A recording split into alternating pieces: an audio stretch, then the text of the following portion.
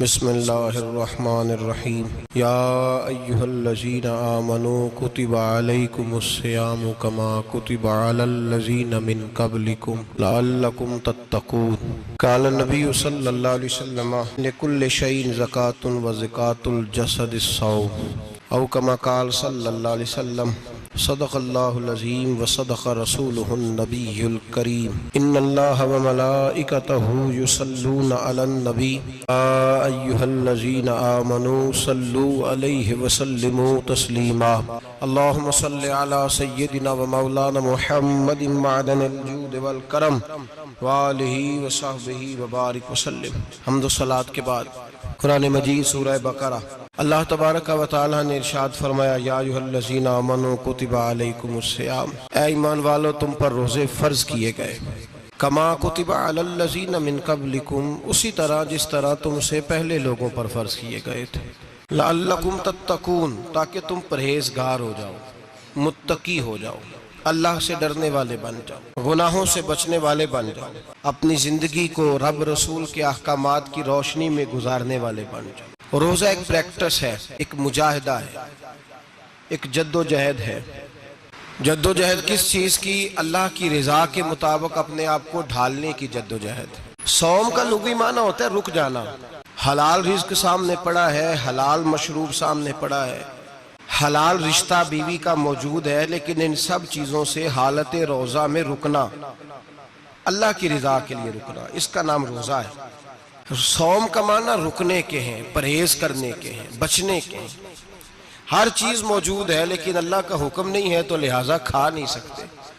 तो रब फरमाते जब जायज चीजें तू मेरी मर्जी के बगैर मेरे हुक्म के नहीं खा सकता, तूने रुकना है, तो हराम कैसे खा लेता है? अब जायज चीज के लिए तुझे हुक्म है, मैं कहूं तो खाएगा, मैं कहूं तो नहीं खाएगा। मैंने हुक्म दे दिया, जायज है, रोटी है, खाना है, गोश्त है, तेरी फ्रिज में पड़ा सारा कुछ, तू बाइख्तियार है, मुंह में दांत भी हैं, हजम करने को हाजमा भी है, भूख की शिद्दत भी है, पर मेरी इजाजत के बगैर तू खा सकता। रोजा रख लिया, अब तुझे हुक्म नहीं कि तू खाए। तो जब जायज चीज मेरी मर्जी के बगैर नहीं खा सकता, तो नाजायज कैसे खाएगा? मेरे नबी पाक अलैहिस्सलातु वस्सलाम ने अपने खूबसूरत अल्फाज के अंदर इस मफहूम को बयान फरमाया। महबूब पाक सल्लल्लाहु अलैहि वसल्लम फरमाते, जिसने झूठ नहीं छोड़ा, गीबत नहीं छोड़ी, बुराई नहीं छोड़ी, अल्लाह को उसके भूखे प्यासे रहने की कोई जरूरत नहीं। वो काहे का रुका है? जब कोई काम तो उसने अल्लाह की रिदा वाला किया नहीं। रोजा रख के दगा कर रहा है, रोजा रख के झूठ बोल रहा है, रोजा रख के कम माप रहा है, तोल रहा है, धोखा दे रहा है, रिश्वत ले रहा है, फ्रॉड कर रहा है, हराम का माल इकट्ठा करके कहता है उसमें से चलो 10 देगे भी पका देंगे। ओ भाई, जो काम अल्लाह ने तुझे करने को हुक्म दिया था, जब तू वो बजा ही नहीं ला रहा, मकसद रोजा ही तू हासिल ना, लअल्लकुम तत्तकून। रोजे का मकसद ये है कि तू परहेजगार हो जाए। मेरे नबी पाक अलैहिस्सलातु सलाम की बारगाह आली मर्तबत में 2 औरतें आई। ये चीजें खा लो, कहने लगी महबूबा हमने रोजा रखा हुआ है। फरमाया नहीं, तुम्हारा तो रोजा नहीं है, हुजूर रखा हुआ है रोजा, सहरी से लेकर अब तक कुछ नहीं खाया, शाम तक भी नहीं खाएंगी। महबूब ने फरमाया जरा कह तो करो, उल्टी तो करो। कह की तो उनके हलक से खून भी निकला और गोश्त के लोथड़े भी निकले, फोटियां भी निकली। नबी पाक ने फरमाया वहां बैठ के तुमने अपने जानने वालों की गीबत नहीं की, चुगली नहीं खाई? खामोश हो गई, गर्दनें झुक गई। नबी पाक ने फरमाया तुमने कुरान नहीं पढ़ा कि जो अपने भाई की गीबत करता है वो मुर्दा भाई का गोश्त खाता है? तो गोश्त खा के भी तुम्हारा रोजा रह गया। किस तरह का रोजा है कि सब रोजा रख के ना रखने वालों पे तनकीद कर रहे हैं। तरावियां पढ़ के निकले हैं तो कहते हैं मैं अकेला ही नेक हूं, बाकी तो मोहल्ले में कोई पढ़ता ही नहीं। ये कैसा तेरा रोजा है कि तू रोजा रख के तो उसके मकसद को नहीं समझा? लअल्लकुम तत्तकून। रोजादार तो वो है कि रोजा रखा हुआ है, खाने भी से रुका है, पीने से भी रुका है, अमले ज़ौजिय्या से भी रुका है, फिर वो झूठ से भी रुके, गीबत से भी रुके, बदनिगाही से भी रुके, हराम खारी से भी रुके सारी चीजों से। ये बतलाइए कि रोजे की हालत में अपनी बीवी के पास जाना मना है, तो गैर महरम को देखना जायज है? हमारे टीवी पे मैंने पहले भी कहा था कि हम ठेकेदार और जिम्मेदार नहीं है मजहब के। यहां हमारे आने से पहले भी कोई बैठा था, हम मरेंगे तो यहां हमसे बड़े बड़े नेक लोग बैठेंगे, कोई बंदा जिम्मेदार नहीं है। बड़े बड़े कज कुला साहिब जुब्बा और दस्तार, बड़े बड़े साहिब बसीरत, आइमा, फुकाहा, उलमा, जुआमा, नुकाबा, सूफिया, औलिया, गौस, कुतुब, अब्दाल, औताद, कुतुबुल अख्ताब, जाने कौन कौन आए, उलमा आए, मुफस्सिरीन आए, मुहद्दिसीन आए, गुजर गए। हम तो खाक नशी लोग हैं, थोड़ा काम करने वाले, थोड़ी सलाहियत रखने वाले। लेकिन भाई अगर करते हैं तो एक काम करते हैं, साथ दूसरा नहीं करते। ये किस तरह का दीन सिखाने लोग निकले कि शव्वाल से लेकर शाबान तक गाना सुनाया जाएगा, शाबान से लेकर शव्वाल तक नाच गाना किया जाएगा, शव्वाल से लेकर शाबान तक धमा चौकड़ी होगी, रमजान आएगा तो हदीसें सुनाई जाएंगी, रमजान आएगा तो लोगों को कुरान पढ़ के सुनाया जाएगा। ये मजहब बाज नहीं है, एक गवैये मजहब सिखाएंगे, एक्टर मजहब सिखाएंगे। ये मजहब बाज नहीं है कि एक गिलास के अंदर पहले शराब पी लो, फिर उसी गिलास में रमजान आए तो शहद बांटना शुरू कर दो। ये बाज नहीं, ये मेरे रसूलुल्लाह का मजहब है। अगर तुम्हें शौक है दीन सीखने सिखाने का, यकम रमजान को तौबा करो और कहो कि हम टीवी पे बैठ के हदीसें सुनाएंगे तो सारा साल सुनाएंगे, और जिस जुबान से हदीस निकलेगी फिर उससे कभी गंदा गाना नहीं निकलेगा, फिर कभी नाच गाना नहीं होगा। ये कौन सा मजहब है जो बीबियां सिखा रही हैं? ये कौन सा दीन है जो औरतें सिखा रही हैं? मेरे रसूल पाक सल्लल्लाहु ताला अलैहि वसल्लम का वो मजहब है कि मेरे आला हजरत फाजिल बरेलवी रहमतुल्लाह अलैह ने फरमाया, मर्द के लिए जायज नहीं कि वो औरत की जुबान से मिलाद भी सुने, नात भी सुने। मर्द के लिए जायज नहीं, मर्द को मर्द सिखाएगा, औरत सिखाएगी तो औरतों को सिखाएगी। बेशक आप सवेरे फतवा दीजिए कि छोटी सी मस्जिद में बैठ के, छोटे से कोने में बैठ के छोटा सा मौलवी, और वहां तो इतने इतने बड़े मुफ्ती टीवी पे बैठे हुए, वो गलत है तो सही है, कैसे हो गए? सुनो, मेरे नबी पाक अलैहिस्सलातु सलाम के मजहब का हुस्न ये है कि इस्लाम कहता है एक नजर बीबी को देखा किसी ने गलती से तो माफी हो जाएगी, दूसरी नजर शहवत से देखा तो हराम है उसके लिए। वो पाकिस्तान का मौलवी हो या सऊदी अरब का शाह हो, किसी के लिए औरतों के बीच फिरना उठना बैठना जायज है? मेरे नबी पाक सल्लल्लाहु ताला अलैहि वसल्लम ने फरमाया, मैं औरतों से मुसाफा करने नहीं आया। और मेरे नबी पाक सल्लल्लाहु अलैहि वसल्लम ने फरमाया, हुजूर फरमाते लेकिन ना कुत्ता बिल्कुल नापाक नहीं होता, कुत्ते का थूक नापाक होता है, या कुत्ता गीला हो जाए तो नापाक होता है, लेकिन खिंजीर सारा नापाक होता है, कुल नापाक है खिंजीर। नबी पाक ने फरमाया खिंजीर भी हो और गंद में लिथड़ा हुआ भी हो, पेशाब में लिथड़ा हुआ हो, गोबर में लिथड़ा हुआ हो, पखाने और फुजले में लिथड़ा हुआ खिंजीर हो, उसका जिस्म तेरे साथ टकरा जाए तो इतना बुरा नहीं जितना गैर महरम औरत का वजूद तेरे साथ टकरा जाए तो बुरा है। इस हद तक मेरे नबी पाक सल्लल्लाहु और गुंबद के मामले में फतवा देने वाले, या रसूल अल्लाह कहने पर कुफर का फतवा देने वाले और बड़ी बड़ी बातें करने वाले खामोश क्यों हो गए? या अय्युहल्लज़ीना आमनू ला तत्तखिज़ुल यहूद वन नसारा औलिया। रब फरमाता है यहूदियों और ईसाइयों को दोस्त ना बनाओ, ये तुम्हारे दोस्त हो सकते, ये तुम्हारे सज्जन हो सकते। जब अर्श का मालिक कह रहा है सज्जन नहीं हो सकते तो तू दोस्ती की बात कैसे बढ़ा रहा है? या रसूल अल्लाह हमारे सज्जन कौन हो सकते हैं?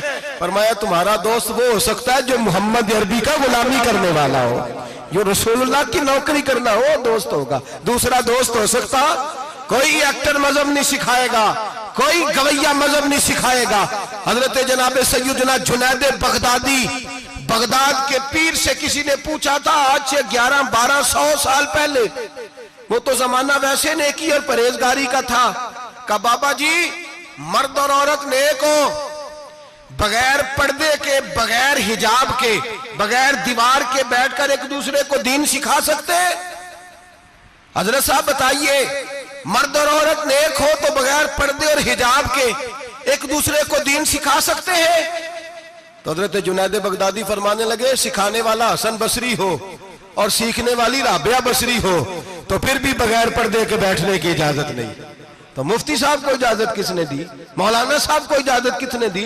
बड़ा वो नहीं होता जो टीवी पे ज्यादा आता है, बड़ा वो होता है जो रसूलुल्लाह के दीन पे अमल ज्यादा करता है। हजरत अब्दुल्ला इब्ने मसूद रदी अल्लाह ताला अन्हु फरमाते, ज्यादा बातें करने वाला आलिम नहीं होता। हुजूर फिर आलिम कौन होता है? फरमाया पढ़ो कुरान, इन्नमा यख्शल्लाह मिन इबादिहिल उलमा। फरमाया बड़ा आलिम वो होता है जो अल्लाह से ज्यादा डरता है।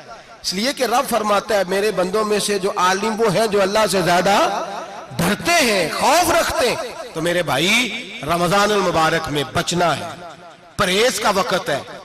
तो कोई शख्स भी कोई शो ना देखे, मेरी मिन्नत है आप हजरात, कोई शो ना देखे। औरत का तो पर्दा है, तो हमें तो तमाशे पे लगा दिया गया। अजीब किस्म के एक्टर आ गए और मजहब सिखा रहे हैं।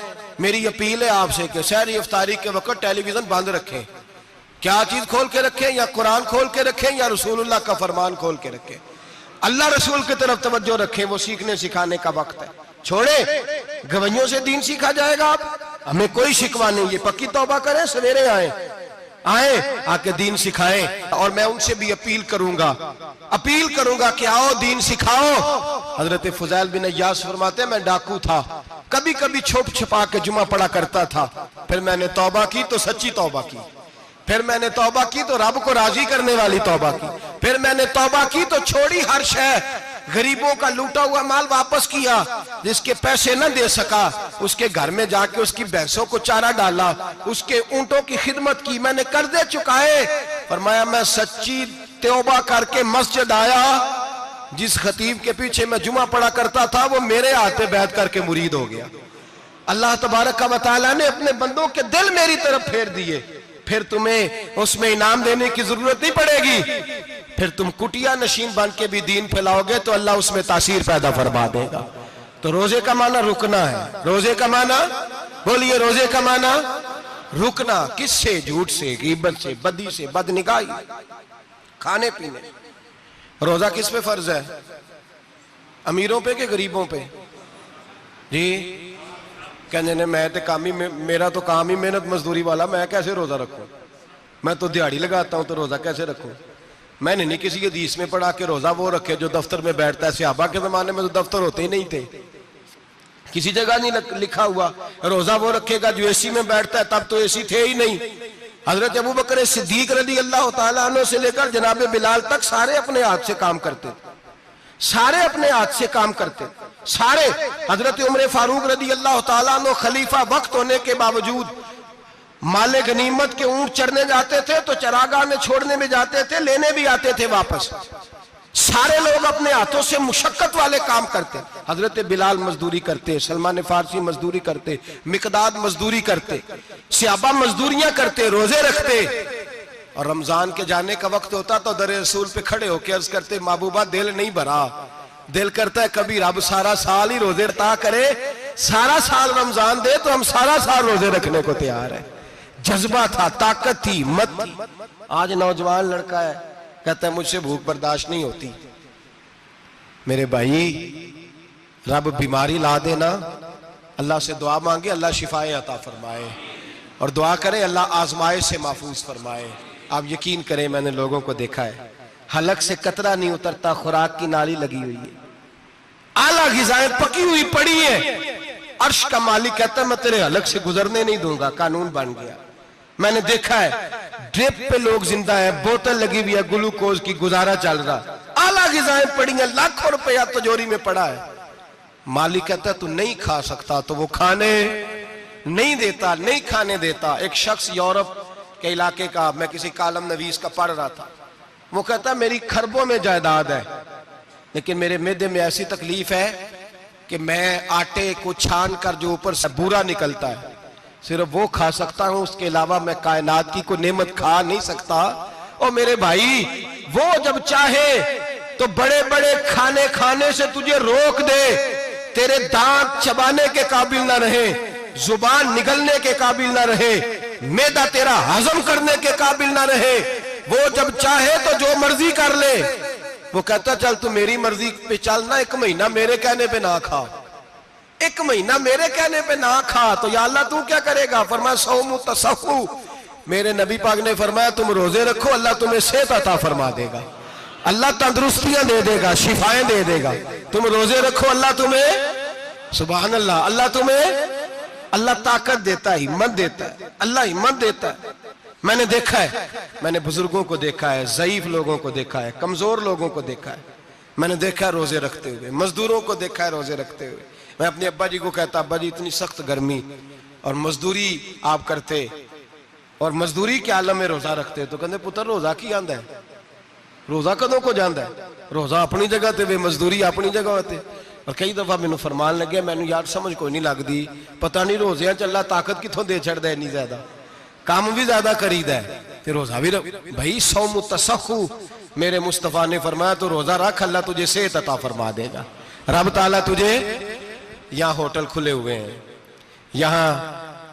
यहाँ अजीब हालात है, होटल खुले हुए हैं, लोग बहाने ढूंढते फिरते हैं, कहते हैं कट लग गया था, जरा थोड़ा सा खून निकल आया, सनी प्लास लगाई है तो रोजा नहीं रखा, ये जरा मुझे थोड़ी दिक्कत हो गया तो मैंने रोजा नहीं रखा, खांसी लग गई है तो रोजा नहीं रखा। ओ खुदा के बंदे, रोजा तो नेमत है। और सुभान अल्लाह, मेरे नबी पाक ने फरमाया लिकुल्ल शैइन ज़कात व ज़कातुल जसद सौम, फरमाया हर शय की ज़कात होती है, वजूद की ज़कात रोजा है। रोजे रखो, जिस्म की ज़कात निकल जाएगी। फाका करना भी मेरे नबी पाक की सुन्नत है, मिसवाक करना भी सुन्नत है और फाका करना भी। मिसवाक वाली सुन्नत ज्यादा अपनाते हैं लोग, फाका करना भी नबी पाक की सुन्नत है। एक साहब मुझे कहने लगे जनाब बैठ के खाना हुजूर की सुन्नत है, मैंने कहा कभी कभी ना खाना भी नबी पाक की सुन्नत है, ना खाना भी हुजूर की सुन्नत है। और हमारे फुकाहा ने लिखा है जो रोटी ज्यादा खाता है उसमें दो बातें पैदा हो जाती हैं। क्या क्या? एक बोलता ज्यादा है, दूसरा सोता ज्यादा है, गाफिल हो जाता है। फाका और हकीम अतिब्बा डॉक्टर कहते हैं कि पेट खाली रहे ना जिस आदमी का, उसका हाफजा मजबूत होता है, उसके ज़हन की गिरा खुलती है। ज्यादा खाने से तो खुमारी चढ़ती है, दिमाग ढूंढते फिरना, रोटी किधर से आज अच्छी है, घर में नहीं पकी तो होटल चले जाना, खाने के सिवा और काम ही कोई नहीं। ओ साहब, मेरे नबी पाक अलैहिस्सलाम ने फरमाया काफर 7 आंतों से खाता है, 7 आंतों से, और फरमाया मेरा मोमिन 1 आंत से खाता है। उसके वजूद में खाने वाली 1 आंत है, काफर 7 आंतों से खाता है। फाका कशी से नूरानियत पैदा होता है, कम खाना। देखे ना, नबी पाक सल्लल्लाहु अलैहि वसल्लम ने अल्लाह से फाका मांग के लिया है, या अल्लाह 1 वक्त रोटी दे, 1 वक्त का फाका दे, मांग के लिया है नबी पाक ने, मांग के। हजरत अबू हुरैरा रदी अल्लाह ताला अन्हु फरमाते हैं भूख ज्यादा लगती थी ना जब मुझे, तो मैं हजरत उमर से, अबू बकर से, उस्मान, मौला अली से कोई मसला पूछ लेता था, और जब मैं मसला पूछता था तो वो मुझे रोटी खिला देते थे। जब मैं उनसे मसला पूछता तो वो मुझे, हजरत अबू हुरैरा फरमाते हैं मुझे भूख लगी, मैं हजरत उमर के पास गया, उनसे मसला पूछा। उनका रिवाज था जब मैं मसला पूछता तो पहले रोटी खिलाते। हमारे बुजुर्ग ये फरमाते हैं कि खाने खिला के दीन पढ़ाओ, सिर्फ तुम्हारा कुतुब खाना नहीं खुला होना चाहिए, तुम्हारा दस्तरखान भी खुला होना चाहिए। किसी ने नबी पाक सल्लल्लाहु अलैहि वसल्लम से पूछा था बेहतरीन मुसलमान कौन है, हुजूर ने फरमाया जो सलाम लेने में पहल करे और रोटी ज्यादा खिलाए, जो रोटी हर वक्त फिक्र करे आ यार तो रोटी खा ले, रोटी खाने की तरफ तवज्जो दिलाए। खिलाना सुन्नत है, ज्यादा खाना इसमें भी फर्क रखे। तो नबी पाक सल्लल्लाहु अलैहि वसल्लम के सहाबी हजरत अबू हुरैरा रदी अल्लाह ताला अन्हु फरमाते हैं मैंने हजरत उमर से मसला पूछा, मैंने कहा हुजूर मसला बताएं, तो कहते पहले उनकी आदत थी जब मैं मसला पूछता तो रोटी भी खिलाते, आज उन्होंने मसला ही बताया है, रोटी कोई नहीं खिलाई। तो मुझे कहने लगे अबू हुरैरा तू सोचता होगा रोटी नहीं इसने पूछी, तूने कब से खाना नहीं खाया? मैंने कहा आज सुबह से। तो जनाब उमर कहने लगे मैंने कल सुबह से नहीं खाया। चल अबू बकर सिद्दीक के घर मसला पूछते हैं। कहते जनाब सिद्दीक अकबर के दरवाजे पे गए, जाकर के उनसे मसला पूछा। उनकी भी आदत थी जब कोई मसला पूछने जाते तो दस्तरखान बिछा लेते, कहते आओ रोटी भी खिलाता हूँ मसले भी बताता हूँ। कहते हैं गए तो उन्होंने भी मसला बताया, रोटी कोई ना पूछी। तो कहने लगे उमर अबू हुरैरा तुम लोगों ने कल परसों से नहीं ना खाया होगा। और अबू बकर को 4 दिन गुजर गए हैं, थोड़ा सा दूध मिला है या खजूर मिली है, रोटी कोई नहीं मिली। चलो दरे रसूल पे चलते, आओ हुजूर की बारगाह। कहते हैं नबी पाक की बारगाह में आए, हुजूर ने चेहरे देखे, करीम से मसला नहीं पूछना पड़ा। मेरे मुस्तफा करीम ने फरमाया भूख लगी हुई है तुम तीनों को, 3-4 दिन हो गए। अल्लाह के रसूल ने फरमाया मुझे पूरा हफ्ता हो गया है। सबब कुछ और है जिसको तो खुद समझता है। जवाल बंदा ए मोमिन का बेजरी से नहीं, भूख नुकसान का वजह नहीं बनी, वजह कोई और बनी है। रिश्वतें जो बाजार गर्म हुए हैं लूट मार के, ये रोटी के लिए नहीं, ये ज्यादा खाने के लिए, ये बैंक बैलेंस के लिए गर्म है। ये लूट मार का मकसद कोठियां बनाना है, रोटी का तो रब करीम का वादा है। जो रोज रोता है शाम को कि मेरा कारोबार कोई नहीं, असल में कहता है बंगला कोई नहीं, असल में कहता है कार कोई नहीं, पजारों कोई नहीं, रोटी तो अल्लाह अता फरमाता है, उसका वादा है। फरमाया हुजूर ने 3 दिन बीत गए, चलो मेरा बेतकल्लफ सहाबी है अबुल हसन अंसारी, वो बड़े नसीब वाले होते हैं जिनको मेरे नबी पाक खुद कहते थे कि तेरी फलानी जिम्मेदारी है। इस जमाने का तो किसी को कह दिया जाए ये तेरी जिम्मेदारी है तो कहता है ये तो फटीके डालने लग गया, यहां से तो छुट्टी कर जानी चाहिए। खुश होते थे सहाबा के हमारी जिम्मेदारी लगी। कहते हैं हजरत अबुल हसन अंसारी के घर गए, नबी पाक ने फरमाया भूख बड़ी लगी है, खाना ला। कहते हैं हुजूर ने उसे कहा तो उस आदमी को तो वजद ही हो गया, उसने कहा मेरे इतने नसीब कि हुजूर का ये खाना खिला। आओ देखो दुनिया वालों, आज जो सबसे ज्यादा इज्जत वाला है वो मेरा मेहमान बना हुआ है। फरमाते हैं वो दौड़े गए, बकरी उठाई, जिबा की, बीवी को कहने लगे रोटी तैयार कर, उधर खजूरें तोड़ी, अंगूर तोड़े, कहने लगे हुजूर आप जब तक तनावुल करें तब तक खाना पक जाता है। हजरत उमर कहते हैं रोटी पक के आई, बड़ा प्यारा गोश्त, बड़ा अच्छा सालन, बड़ा खूबसूरत खुलूस वाला खाना। फरमाते हैं मैंने बड़ा ही खाया। नबी पाक ने ना एक रोटी ली और छोटी चपाती, थोड़ा थोड़ा सालन कोनों से, और जब नबी पाक ने खा लिया तो हुजूर की आंखों में आंसू आए। हजरत अमर कहने लगे हुजूर रोए क्यों? तो नबी पाक ने फरमाया सोचता हूं 7 दिन के फाके के बाद खाया है, पर डरता हूं रब इसका हिसाब पूछेगा तो जवाब कैसे देना है, इसका हिसाब भी तो देना है ना जो खाया है। तो हजरत उमर फारूक के हाथ में कुछ चीज थी, जोर से जमीन पे मारी, का महबूबा 7 दिन के बाद भी रोटी खाए तो हिसाब देना है।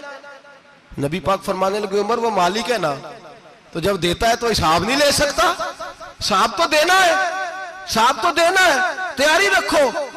सहाबाए किराम फरमाते हमने इरादा किया कि आज के बाद हम फिर फाके करेंगे, कम खाएंगे, इसलिए कि हिसाब देना है। मेरे भाई वो फाका कशी करते थे, डरते थे।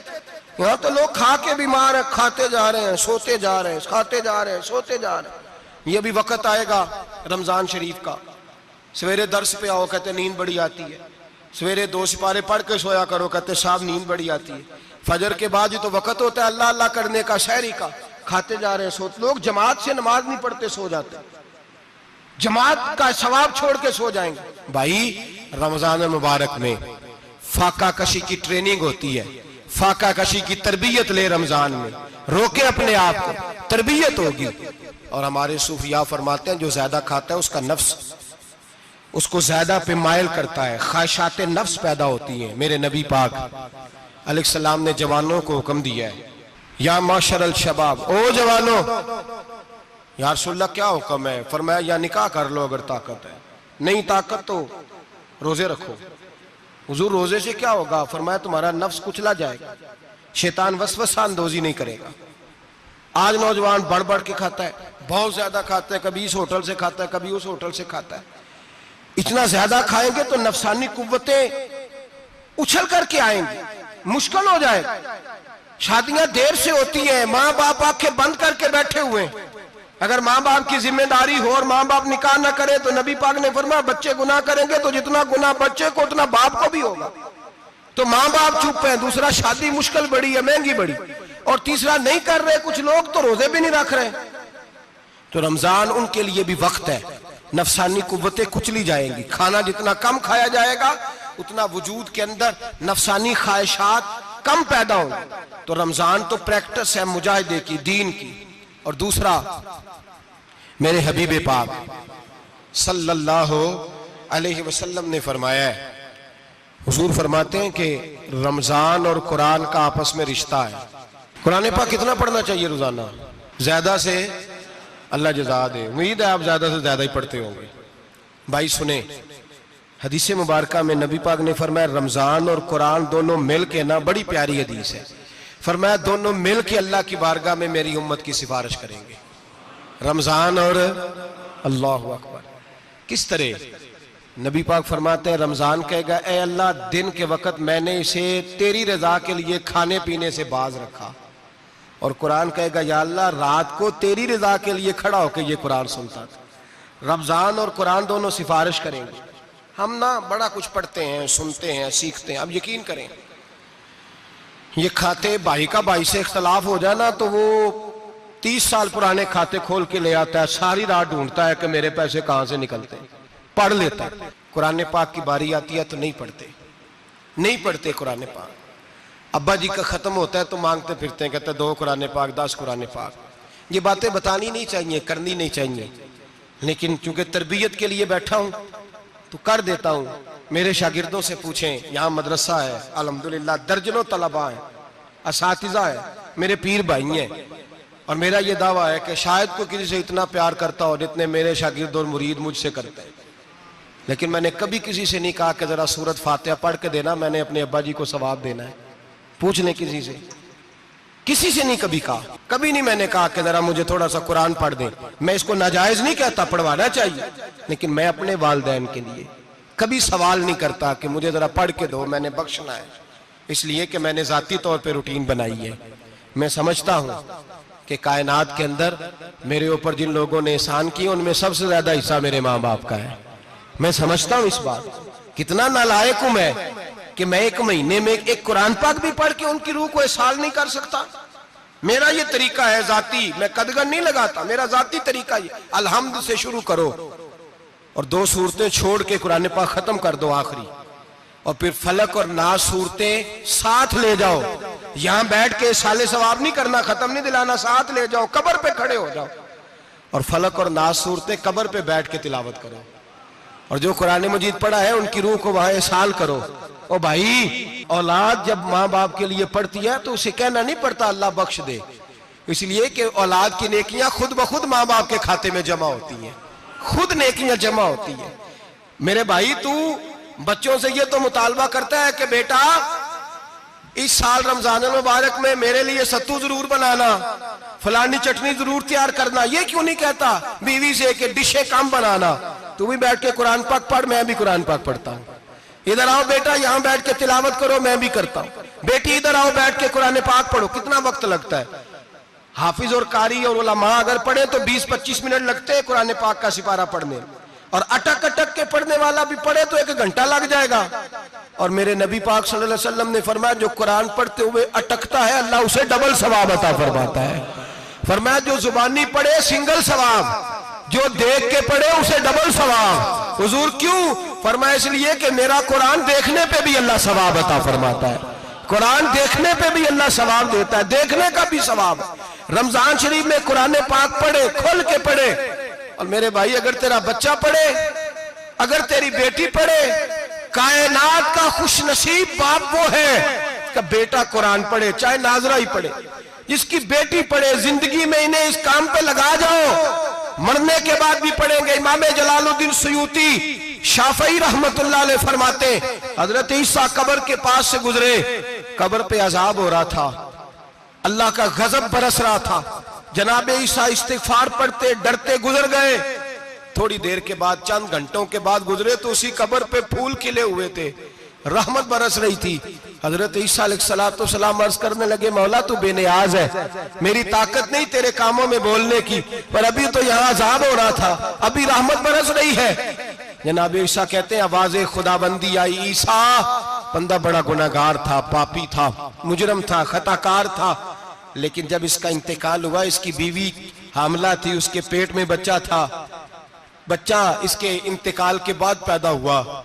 आज वो 4-4.5 साल का हुआ है, मकतब में गया है, मदरसा में गया है, उस्ताद ने बिस्मिल्लाह शरीफ पढ़ाई है। फरमाया उसने तोतली जुबान से कहा है बिस्मिल्लाहिर्रहमानिर्रहीम का, ऐसा मुझे बतला इस जमीन पर वो मासूम जिसे अभी रहमान और रहीम कहना नहीं आता, वो तोतली जुबान से मुझे रहमान और रहीम कहे और मैं उसी जमीन पे उसके बाप को अजाब दूं।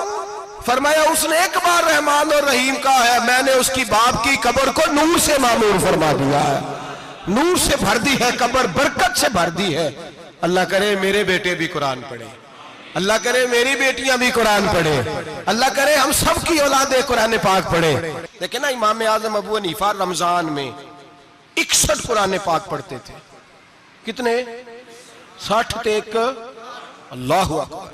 एक कुरान पाक दिन में पढ़ते पूरा, एक रात को पढ़ते, एक तरावी में पढ़ते, 61 कुरान पाक इमाम साहब पढ़ते। आप फरमाते मैंने छोड़ दिए सारे वजीफे, मैं सिर्फ रसूलुल्लाह का कुरान पढ़ता हूं। रमजान सारा कुरान पाक, सारा रमजान। अब तो आदत ही नहीं रही हमें कुरान पाक की। अगर लोग नाराज ना हो तो महफिल नात होती है तो तिलावतें कितनी होती हैं, और नाते हमने ज़ौक़ ही नहीं बनाया, ज़ौक़ ही नहीं बनाया हमने तिलावत कुरान का। इसलिए कि कुर्रा उलमा फुकरा इनको हम तैयार ही नहीं कर रहे, हम तो एक्टर पाल रहे हैं जो पैसे लेते हैं नात खानी के। माज़अल्लाह, ओ मेरे भाई, क्या कुरान मेरे नबी की नात नहीं? हजरत आयशा सिद्दीका रज़ी अल्लाह ताला अन्हा के पास सहाबा गए, कहने लगे अम्मा जी हमें नबी पाक का इखलाक बतलाएं। तो अम्मा जी कहने लगी जाओ जाके कुरान पाक पढ़ो, काला खुलुकुहुल कुरान, सारा कुरान मेरे नबी के इखलाक का ही नाम है। ये सारी नात है, ये सारी नात है। इस नात को सुनने लोग क्यों नहीं आते? इतना राश में अपने नात में उतना तरावी पे क्यों नहीं होता? और मिल्लत का जवान याद रखे, बूढ़े तरावियां पढ़ते हैं, ज़ईफ तरावियां पढ़ते हैं, घुटनों में दर्द है तरावियां पढ़ते हैं, बीमार बूढ़े तरावियां पढ़ते हैं, जवान वहां चौक में खड़े। क्या जवानी इसलिए है चौकों में खड़ा हुआ जाए? क्या जवानी इसलिए है कि सऊदी अरब जाने के लिए पासपोर्ट बनाना हो तो 2.5 घंटे खड़ा रहे तू, शनाख्ती कार्ड के दफ्तर तू खड़ा रहे, प्रोटेक्टर के लिए खड़ा रहे, काफिरों के सामने कासा लेसी करने के लिए तू खड़ा रहे, तू नौकरी पे जाए तो सारी रात खड़ा रहे, और तू कुरान के लिए खड़ा नहीं होता? मेरे महबूब ने फरमाया मन कामा ईमानन व इहतिसाबन गुफिरा लहु मा तक़द्दम मिन ज़ंबि। फरमाया जो रमजान मुबारक में अल्लाह की रिजा के लिए गुनाहों की माफी के इरादे से कयाम करेगा, रातों को इबादत करेगा, अल्लाह उसके पिछले सारे गुनाह माफ फरमा देगा। नौजवान इरादा करें, प्रोग्राम बनाएं कि इंशाअल्लाह कुरान पढ़ना भी है, कुरान पढ़वाना भी है, सुनना भी है, और इंशाअल्लाह बोलिए सुनना भी है और पढ़ना भी है और पढ़ाना भी। हिम्मत करें, दलेरी करें, आके खड़े तो हो, अल्लाह तौफीक अता करेगा। पहली बात यह कि रोजा रखें, दूसरी बात यह कि कुरान पाक की तिलावत करें, और रोजा रखें तो रोजे के सारे हुस्न समेत उसे रखें। नबी पाक ने फरमाया रमजान गमखारी का महीना है, गमखारी करें। हमारे जमाने में 2 किस्म की तकलीफें हैं। एक तो गरीब आदमी, उसका हाल यह है कि वो मांगते ही गुजारा करना चाहता है, उसने हाथ यूं कर लिया है तो अब उसका यूं होने को तैयार नहीं। जरूरत अगर किसी आदमी को किसी दरवाजे पे ले जाती है तो बुरा नहीं, लेकिन सवाल का अपने ऊपर दरवाजा खोल लेना ये ठीक नहीं। फाका कशी पैदा करें, हौसला पैदा करें, थोड़े पे गुजारा करना सीखें। गरीबों को भी इजाजत नहीं कि वो निकल खड़े हों मैदान में मांगने के लिए। टोलियां निकलती हैं रमजान में, जत्थे निकलते हैं खैरात इकट्ठी करने वाले। बचें। मेरे नबी पाक सल्लल्लाहु अलैहि वसल्लम ने फरमाया जिसने बगैर जरूरत के सवाल किया, जब कयामत के दिन आएगा तो उसके चेहरे के ऊपर गोश्त नहीं होगा, सिर्फ ढांचा ही होगा। इतनी भयानक सूरत में आए, बगैर अशद जरूरत के सवाल न कर, कभी सवाल न कर। और अमीरों से गुजारिश है कि रमजान हमदर्दी का महीना है, हमदर्दी करें तो सामने वाले की इज्जत का भी ख्याल करें। ये बात दुरुस्त है कि गरीब सियाना नहीं होता, इसलिए कि जिसकी जेब में पैसे नहीं होते भाई उसे अकल भी नहीं होती। जिसके घर कार नहीं होती उसे चलाने का तरीका, जिसके घर ओवन नहीं होता उसे चलाने का तरीका भी नहीं आता। जिसके घर में चीजें होती हैं उसे चलाना भी आ जाता है। जिदे घर दाने उदे कमले भी उसके सियाने हो जाते हैं। तो चौधरी साहब, सेठ साहब, नवाब साहब आटा तकसीम करते हैं, खड़े होके फोटो खिंचाते हैं, फेसबुक पे देते हैं, और एक आटे का थैला और 10 अखबारों में फोटो। अल्लाह से डरें। रमजान हमदर्दी का महीना, हमदर्दी का। गरीब को दें तो उसकी इज्जत को रुसवा ना करें। मेरे नबी पाक अलैहिस्सलाम के सहाबी हजरत अब्दुल्ला इब्ने उमर रदी अल्लाह ताला अन्हु ढूंढ के लाते थे मिस्कीनों को, ढूंढ के, और जब लाते थे तो अपने दस्तरखान पर बिठाकर अपने साथ अफ्तारी कराया करते थे। और फिर फरमाया अल्लाह ताला ने लन तनालुल बिर्रा हत्ता तुनफिकु मिम्मा तुहिब्बून, अल्लाह के रास्ते में वो चीज देनी है जो तुम्हें ज्यादा प्यारी हो। कौन सी चीज जो तुम्हें, मैं थोड़ा सा बेबाक हूं बाज दोस्तों के साथ, सबके साथ नहीं। एक दोस्त मदरसे में घी देने आए एक दफा, तो वो वाला घी दे गए जो सबसे सस्ता था। तो मैंने कहा आप मुझे दयानतदारी से बचाए, आप यही खाते हैं घर में? कहने लगे नहीं। तो मैंने कहा फिर हमने बच्चे मारने के लिए तो नहीं ना रखे हुए, क्या वो वाला घी अल्लाह के रास्ते में प्यारी चीज दे रही है ना, इसलिए गले गले नोट लोग मस्जिद के गले में डाल जाते हैं, फटे हुए डाल जाते हैं, कहते हैं जोड़ लेंगे मौलवी साहब। और खुदा के बंदे प्यारी चीज देनी थी तूने और तूने उसका तर्जमा उल्ट कर लिया है। समझ ले रमजान अल मुबारक में किसी गरीब की मदद करनी है तो साथ उसकी इज्जत भी करनी है। नबी पाक अलैहिस्सलाम के दरवाजे पर जब ये जुमला एक है लेकिन बड़ा कीमती है, सहाबा कहते हैं जब हम दरवाजा रसूल पे जाते थे खैरात भी मिलती थी और इज्जत भी मिलती थी। खुद भीख दे खुद ही कहें मंगते का भला हो, खैरात भी मिलती थी और इज्जत भी मिलती थी। नबी पाक साथ इज्जत भी देते थे, मिस्कीन को गरीब को दें और खैर खाई करें। जूते बेचने वाले जूतों के रेट सस्ते करें, कपड़ा बेचने वाले कपड़े का रेट, दर्जी साहब भी रेट सस्ता करें, दुकानदार भी चीजों का रेट, हकीम साहब पैसे कम लें, डॉक्टर पैसे कम करें, हुकूमत निर्खों में कमी करे और ये काम इज्तिमाई तौर पे करें। मेरे नबी पाक ने फरमाया रमजान गमखारी का महीना है, इसमें गमखारी करनी है, दूसरे का ख्याल करें, इशार करें, कुर्बानी करें। यहाँ हर चीज का रेट बढ़ जाता है रमजान शरीफ में। हर आदमी कहता है मेरा सीजन आ गया है, तवज्जो बढ़ाएं, ख्याल करें, गमखारी का महीना है। और फिर आप लोगों से ये भी गुजारिश है कि रमजान मुबारक का जब महीना आए तो जिस आदमी के साथ नेकी करनी है वक्त पे करें। किसी गरीब को पैसे देने हैं, कपड़े देने हैं तो यकम रमजान को दें। मैं अक्सर दोस्तों से पूछता हूं, मैं कहता हूं कारी साहब नूं जोड़ा कदों देंदे हो? कहंदे 27 वाले दिन। मैं कहा मैनूं लग गई समझ, तुहाडी साजिश है किधरे सवा के पा ना लवे। एवं मौलवी चौधरी साहब दे नाल दे कपड़े पा ले ते कित्थे लिखिआ इनू देना 27? तुसीं दसो 27 वाले दिन कोई दर्जी सी के देंदा है? ਉਹਨੂੰ 3 ਗੁਣਾ ਵੀ पैसे दईए तो कहता ਜਿਹੜੇ बाकी ने उन्होंने नहीं बटन पे लगते मेरे को कितों जोड़ा सीख। तो किस दिन देते हो कारी साहब को? क्या मकसद है? पहनने के लिए दे रहे हो या इसलिए दे रहे हो कि ना पहन सके? तो भाई आप जब किसी को कुछ चीज देंगे तो कब देंगे? जब वो इस्तेमाल कर सके। गरीब को लोग फतराना देने जाते हैं ईद से एक दिन पहले, तो क्या करेगा उसका? वो ना तो कपड़े खरीद सका ना रोटी ला सका। बल्कि मेरे हजरत साहब फरमाते हैं रमजान से पहले दे दो, रमजान की नीयत करके रमजान से 1-2 दिन पहले दे दो, अल्लाह रमजान जितना सवाब ही अता फरमाएगा। रमजान से पहले दो जिसको कुछ है दिन, कबल अज़ वक़्त तैयारी करो। और मेरे किबला साहब फरमाया करते अपने कपड़े बाद में, गरीब के बच्चों के कपड़े पहले, अपने घर की जरूरियात बाद में, गरीबों की जरूरियात। इसलिए कि अल्लाह पाक ने उनका रिज़्क़ भी हमारे घर भेज दिया। हमारी ड्यूटी लगाई है कि तुमने बांटना, बांटने वाले बनो। और ये ज़हन बनाए कि पता नहीं किसका हिस्सा था जो अल्लाह ने मेरे घर भेजा, ये ज़हन बना के बांट। और जिसको देने जाए, हाँ आपको इजाजत है थोड़ा बहुत पता करने की, लेकिन थोड़ा बहुत तफ्तीश करने की इजाजत, बाल की खाल उतारने की इजाजत।